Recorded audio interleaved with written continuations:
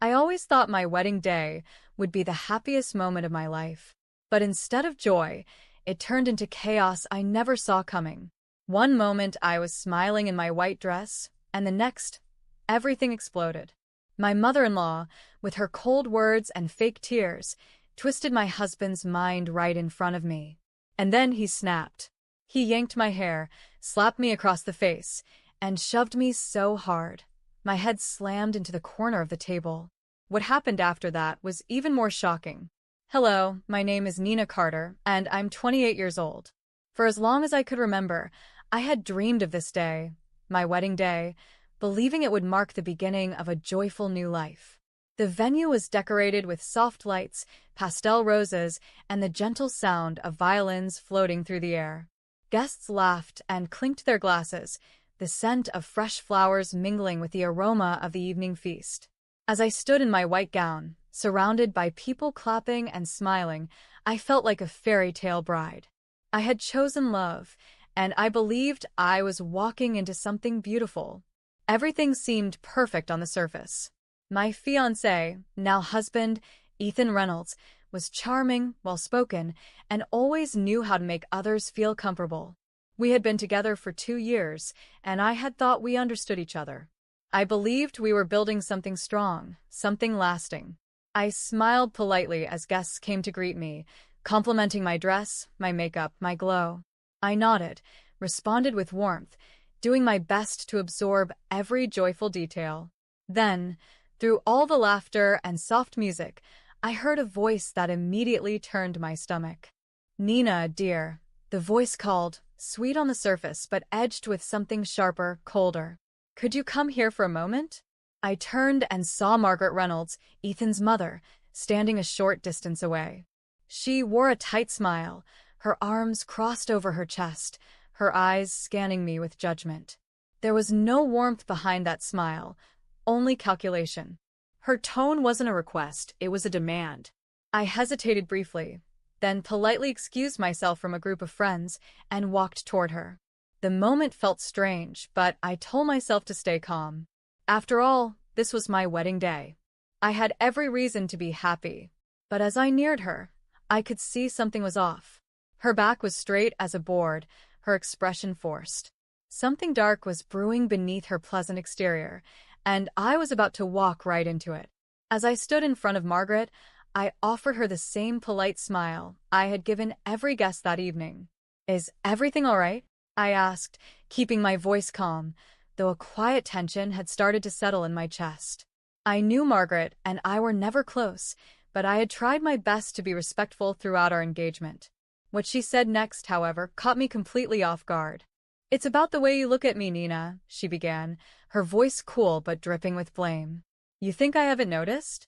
The way you sigh, the way you roll your eyes when I speak. I may be old, but I'm not blind. You don't respect me, and now, on my own son's wedding day, you've been worse than ever." I blinked, stunned. "I think you're misunderstanding me, Margaret," I replied gently. "I've never disrespected you. I've always tried to be polite." "Polite?" she snapped. "You're cunning. You've been turning Ethan against me since the beginning. And don't you dare pretend otherwise." Her voice grew louder, drawing the attention of nearby guests. I noticed heads turning. A few people whispered behind their hands, sensing the tension that was now thick in the air. I tried to keep my voice steady. "Margaret, I promise, that's not true. I want nothing more than peace between us." At that moment, Ethan appeared beside us, clearly sensing that something was wrong. His eyes darted between his mother and me. "What's going on?" he asked, brows furrowed. Before I could say a word, Margaret reached for his arm with trembling hands and leaned in like a wounded mother. "Your wife has been cruel to me," she said, tears welling in her eyes. "She talks down to me, treats me like a burden. Even today, of all days, she's been nothing but cold." Ethan's expression shifted instantly, concern turning into disbelief, and then into something harder. "Is that true, Nina?" he asked, staring straight at me. "No, it's not true," I said, heart pounding. "I've never treated her with disrespect. She's lying." Margaret interrupted with a dramatic sob. "I'm your mother, Ethan. I raised you. Would I lie to you on your wedding day? The moment felt unreal. I was standing in front of the man I had just married, being accused of something I hadn't done, by someone who had never accepted me. And now, all eyes were on us. Ethan's jaw tightened as he stared at me, his breathing shallow and uneven. I could see the storm rising behind his eyes. For a brief second, I still believed he might choose to trust me, to stand by me and defuse this madness. But that hope shattered the moment he muttered, "You've been making a fool of me," under his breath. Before I could step back or even process what he meant, Ethan lunged forward and grabbed a handful of my hair, yanking it back with such force that I stumbled. A sharp cry escaped my mouth as pain shot through my scalp. Gasps erupted across the room. I saw shocked faces frozen mid-toast, a few guests dropping their glasses in horror. Then came the slap. His palm cracked hard across my cheek, the sound echoing through the silent room. My skin stung instantly, and my head snapped to the side. I barely had a moment to register what had happened before Ethan, eyes wild with fury, shoved me violently in front of everyone. My balance gave way, and I went crashing toward a nearby table. The corner of it slammed into the side of my head, and I collapsed to the floor, dazed and bleeding. I could feel warm blood trickling down from my scalp, my vision blurring, and my breath coming in short gasps. The room had gone silent, completely silent, except for the sounds of people gasping, screaming, and shuffling in shock. Someone shouted, "Call 911 now," and I vaguely heard footsteps rushing across the floor. A female voice cried out, "She's bleeding. Oh my God, she's bleeding." Everything around me felt distant, like I was watching it from underwater. My heart pounded, my cheek burned, and pain throbbed in my head. But even worse than all of that was the truth crashing over me. The man I had just married had not only humiliated me, he had attacked me in front of everyone. Within minutes, red and blue lights began flashing outside the venue. The police arrived, accompanied by paramedics. A crowd had gathered, but everyone moved aside as officers entered the hall. Ethan stood frozen, his chest heaving, face pale now that the reality of what he'd done had sunk in. Two officers approached him. "Sir, put your hands where we can see them," one said firmly. Ethan raised his hands slowly. "Wait, I didn't mean," he stammered, but it was too late. "You are under arrest for assault and domestic violence," the officer said as he handcuffed him. "You have the right to remain silent." Margaret tried to intervene. "This is a misunderstanding. She was provoking him," she cried, but the officers ignored her and separated her from Ethan. One of the paramedics knelt beside me, gently checking my wound as another officer asked me questions and took witness statements from guests. As I was lifted onto the stretcher, I could barely speak. But inside, something had shifted. The fairy tale had ended, violently and publicly, but the truth was finally visible to everyone. The ambulance ride felt like a blur, filled with sirens, flashing lights, and the steady voice of a paramedic asking me to stay awake. My head throbbed painfully, and every jolt of the vehicle sent fresh waves of nausea rolling through me. I was too weak to speak, but I held on, not just for my physical survival, but because something inside me refused to let this be the end of my story. At the hospital, the emergency team moved quickly. I was given pain medication, and the bleeding on the side of my head was cleaned and treated. The doctor confirmed it was a deep laceration and a mild concussion. They ran a scan to rule out internal damage, and thankfully, it came back clear. But I would need a few days of rest and close observation. The staff was kind and gentle, though I could see the concern in their eyes as they reviewed my chart labeled domestic assault. I lay in a quiet room later that night, the sounds of machines softly beeping around me, the sharp smell of antiseptic in the air. I stared at the ceiling, my face swollen, the bandage around my head tight and uncomfortable. I replayed the moment over and over. The way Ethan had snapped, the way Margaret had pushed the situation, and how no one had stepped in until it was too late. And yet, I didn't feel like a victim. Not anymore. The pain, the injury, the shame, they were all very real. But something else had risen up in me too. A fire. A will to fight back. Not with violence or rage, but with the truth and the law. I had given my trust to the wrong people, but now I would reclaim my power one step at a time. The next morning, an officer returned to take my full statement. I told them everything: Margaret's accusations, Ethan's reaction, and the attack itself. Several guests had already given statements confirming what they saw. The officer assured me that charges were being processed and that Ethan would remain in custody. Before he left, he asked gently, "Do you intend to press full charges, ma'am?" I didn't hesitate. "Yes," I said. "Every charge possible. I want a restraining order. And I want a divorce." The officer nodded. "You're doing the right thing." That day, I also called a lawyer and scheduled an emergency consultation. The wound on my head may have been fresh, but so was my decision. I would not go back. I would not be silenced. And I would make sure Ethan and Margaret answered for everything they had done. After I was discharged from the hospital 2 days later, I didn't go back to Ethan's house, or even to the apartment we were meant to move into after the wedding. Instead, I stayed with my childhood friend Rachel, who had rushed to my side the moment she heard what happened. Her presence was a blessing. She didn't press for answers, didn't shower me with pity.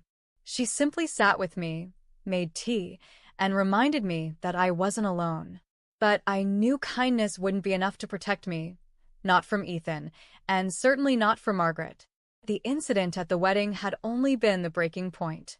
Looking back, I saw so many signs: subtle manipulation, emotional pressure, strange financial behavior I had ignored. Now I wanted answers, and I wanted proof. That's when I decided to hire a private investigator named Darren Cole. He came highly recommended for handling sensitive domestic cases, and when I met him in his quiet office on the west side of town, I was struck by his professionalism and focus. "Miss Carter," he said, flipping open a notepad, "I understand you're seeking evidence." "Yes," I replied firmly. "Not just about the assault. That's already documented. I believe Ethan and Margaret were hiding other things. Financial things. I think she controls his business accounts, and there were transactions I never understood. I want everything. Any emotional abuse. Any financial manipulation. Any illegal activity. If it exists, I want it uncovered." Darren nodded. "Understood. We'll begin with background checks, surveillance, and bank tracing. I'll also gather character reports from people they've worked with, or fired, or fought with. If there's something there, we'll find it." While Darren got to work on his end, I started collecting my own evidence too.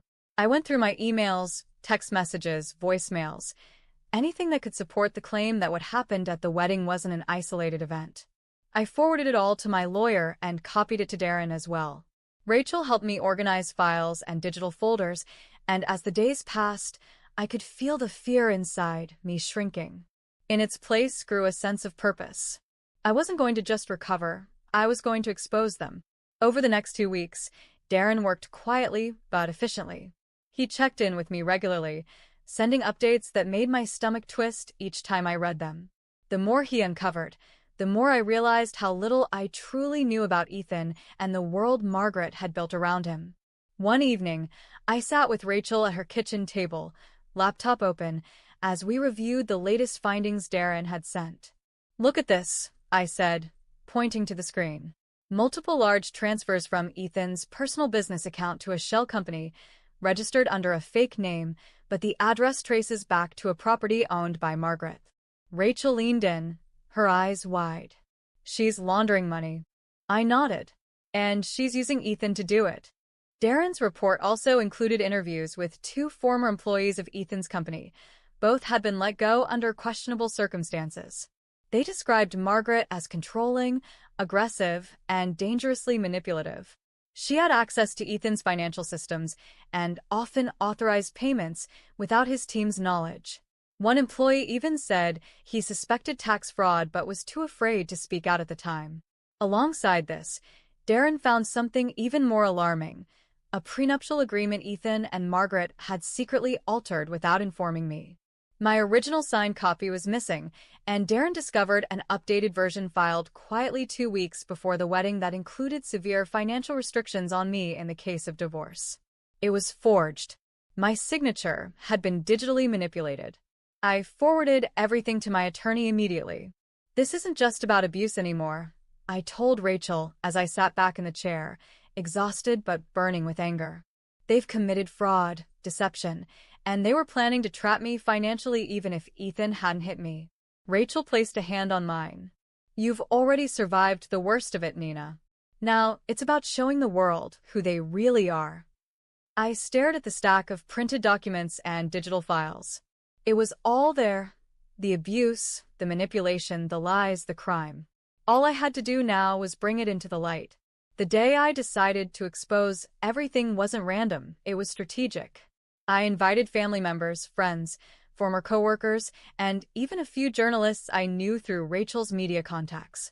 The event was framed as a personal announcement, held in a private rented hall downtown. Most people assumed it was about healing or perhaps charity work after the wedding scandal. No one was prepared for what I was about to reveal. The room was buzzing with curiosity as people took their seats. Margaret arrived with her usual fake grace, dressed like she was attending a fundraiser, greeting guests with carefully practiced warmth. Ethan wasn't far behind, his expression uneasy, though he tried to hide it behind a polite smile. They still believed they had control over the narrative. That was about to change. I walked to the front, dressed simply but confidently, and looked out over the audience. My heart raced, but my voice was calm. "Thank you all for coming," I began. "I know there's been a lot of speculation about what happened at my wedding. Today, I'm here to share the truth, not just about that day, but about what led up to it and what I discovered afterward." Margaret's smile faltered. "I was physically assaulted by Ethan Reynolds on our wedding day. Many of you witnessed it. What you didn't see was the full story. Years of emotional manipulation, hidden financial fraud, and a calculated plan to trap me through forged legal documents." Gasps rippled through the room. I continued. "What I'm about to show you is not opinion. It is documented evidence, recorded conversations, text messages, forged contracts, and financial transfers that prove Ethan and Margaret's involvement in illegal activity and abuse." I turned and gave a signal. A large screen behind me lit up, displaying emails and bank transactions. The room fell completely silent. An audio recording began to play. Ethan's voice, mocking and cruel, dismissing me and laughing with Margaret about how she won't see it coming. Then, images of the forged prenuptial agreement appeared, side by side with the authentic one Darren had recovered from my original paperwork. Margaret stood up, her voice shaking. "This is slander. You have no right." "I have every right," I cut in sharply. "And everything you see here has been shared with law enforcement. There are multiple criminal investigations already in motion." Ethan looked like he'd been punched in the gut. The guests were in shock. Some stared at them in disbelief. Others turned away in disgust. "This isn't just my story," I concluded. "It's the story of anyone who has ever been deceived, silenced, or attacked behind closed doors. I won't be a victim. I won't be quiet. And I won't stop until justice is done." The crowd slowly began to applaud. First a few, then nearly everyone. Cameras flashed. Reporters took notes. Margaret tried to leave, but two detectives, who had arrived discreetly, approached her at the door and asked her to stay for questioning. I stood tall, unshaken. I had ripped off the mask they wore for the world, and there was no turning back. A month later, I found myself sitting in a courtroom, this time not as a bride, not as a victim, but as a woman determined to take back her life. The air inside was cold, sterile, and filled with tension. On one side of the room sat Ethan and Margaret, both looking far from the powerful, polished figures they once were. Ethan's jaw was clenched, his eyes empty. Margaret looked visibly aged, her usual poise replaced with fear and agitation. My lawyer, Ms. Harper, sat beside me, calm and composed, a thick binder of evidence open on the desk between us. We were prepared. We had documentation, digital records, video clips, and witness testimonies. Darren's investigation had left no stone unturned. "Your Honor," Ms. Harper began with a steady voice, "this is not just a divorce case. What we present today is a detailed account of abuse, emotional, physical, financial, and criminal misconduct.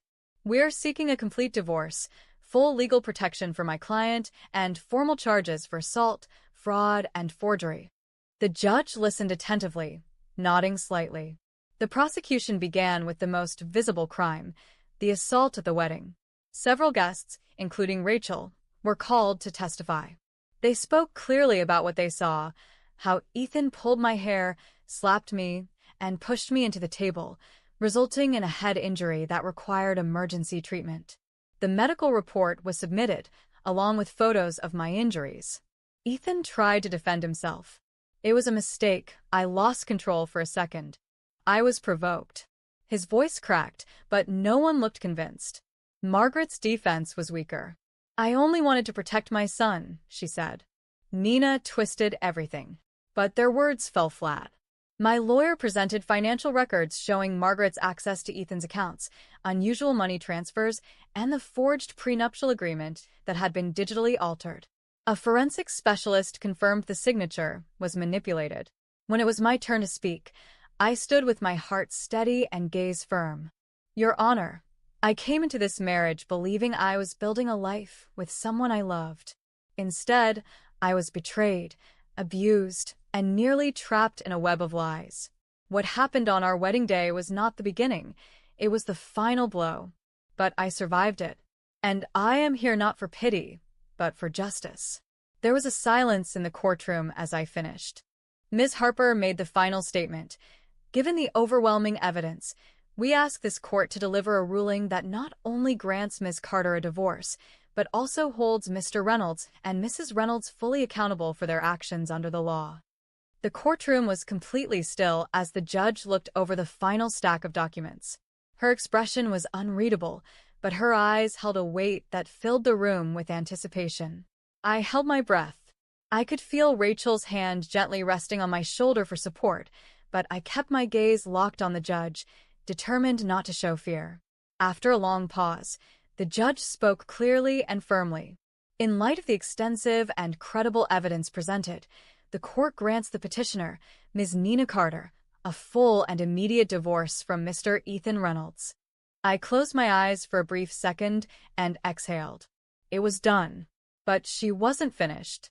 Furthermore, she continued, this court finds Mr. Reynolds guilty of domestic assault and aggravated battery, supported by medical records and eyewitness testimony. For this, the court sentences Mr. Reynolds to 7 years in state prison, without the possibility of early release. Gasps filled the courtroom. Ethan's head dropped into his hands. The judge then turned her gaze toward Margaret, who had gone pale. Mrs. Margaret Reynolds, you have been found complicit in financial fraud, manipulation of legal documents, and aiding in the concealment of abusive behavior. The forged prenuptial agreement alone constitutes a felony under state law. You are hereby sentenced to 5 years in prison for fraud and conspiracy. Margaret let out a muffled cry. It echoed strangely in the silent room, where everyone was now looking at her with a mix of disbelief and disgust. The gavel came down. Court is adjourned. The sound of it was final, like a door slamming shut on a long, painful chapter of my life. As the guards led Ethan and Margaret out of the courtroom in handcuffs, I stood silently. I didn't gloat. I didn't cry. I simply stood tall, knowing I had done what I needed to do, not just for myself, but for every woman who had ever been silenced, every person who had ever been manipulated, abused, and made to feel small. I had taken back my voice. And, this time, no one could take it from me. Weeks passed after the trial, and with every passing day, the weight that had once pressed on my chest began to lift. The headlines faded, the public attention slowly shifted, and for the first time in a long while, I could breathe without fear. I wasn't just free on paper. I was free in spirit. I moved out of the city and found a quiet home nestled in the hills just outside a small town called Edenbrook. The house wasn't large or luxurious, but it was mine. It had a wraparound porch, a garden that needed work, and a view of the mountains that turned golden every evening. I spent my mornings with a warm cup of tea, watching the sun rise in peace. There was no shouting, no tension, no walking on eggshells, just birdsong and wind through the trees. Rachel stayed in touch, visiting often and reminding me of how far I'd come. Sometimes we'd sit for hours, talking about everything and nothing. She never treated me like a victim, only like a woman who had fought hard and won. Her friendship had been my lifeline during the darkest moments, and I would never forget that. I started writing again. Just small journal entries at first, then essays, then articles. One of them, about surviving emotional and physical abuse, was picked up by a local women's magazine. The response was overwhelming. Messages poured in from readers who had felt seen, heard, and inspired. I realized that telling my story wasn't just healing, it was powerful. People still ask me sometimes, "How did you get through all of it?" And my answer was always the same: by refusing to let them define me. What Ethan and Margaret did was cruel, calculated, and damaging. But they didn't break me. They revealed who they were, and in the process, I discovered who I truly am: stronger, wiser, and more fearless than I ever imagined. As the sun set over Edenbrook one evening, painting the sky in shades of orange and lavender, I stood on my porch and smiled. The woman I once was, the hopeful bride in the white gown, she was gone. In her place stood someone braver. Someone who fought back. Someone who won. This was not the end of my story. It was the beginning. Thank you so much for listening to my story. If my journey inspired you, or if you know someone who needs the strength to stand up for themselves, please don't forget to like this video. It truly helps share these stories with others who need them. I'd love to hear your thoughts, your experiences, or your support in the comment section below. Every voice matters. And if you want to hear more powerful stories like mine, real, raw, and filled with truth, make sure to subscribe to this channel. Your support allows more voices to rise and more stories to be told. Until next time, stay strong, stay kind, and never be afraid to speak your truth.